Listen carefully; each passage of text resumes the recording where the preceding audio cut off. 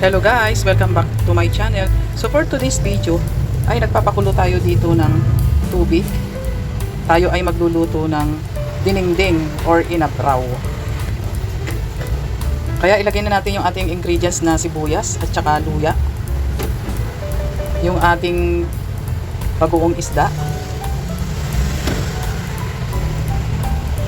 Yung ating pritong isda na ating isasahog, nilagay na rin natin.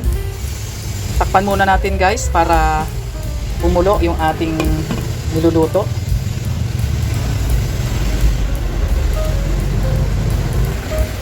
Ito guys yung mga gulay na ating gagamitin. Yung kalabasa, sitaw. Ito yung ampalaya, binabad ko siya sa tubig na may asin para matanggal bahagya yung kanyang pait. At pahaba na manipis ang kanyang hiwa. At ito din guys yung saluyot. Yan. Update guys sa ating niluluto. Ayan, kuluan na. Tanggalin muna natin guys yung ating isda. Ang ginamit pala natin guys dito na isda ay yellowfin. Ilagay na natin yung ating mga gulay, yung sitaw. Unahin natin kasi matagal maluto. Sunod natin yung kalabasa.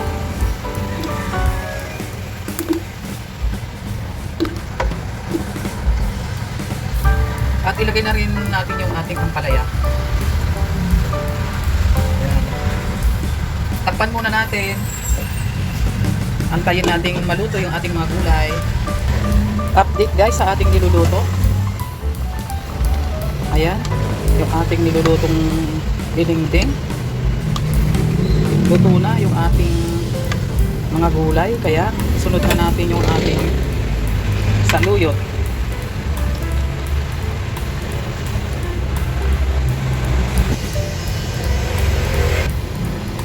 Ayan, nailagay na natin yung isda at takpan muna natin. Antayin nating maluto yung ating saluyot. Update guys sa ating niluluto. Ayan, kuluan na.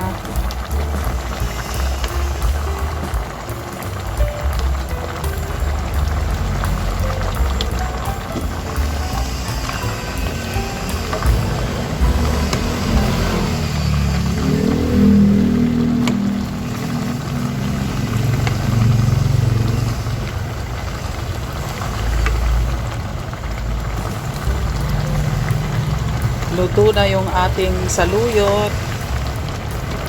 Kaya luto na yung ating dinengdeng.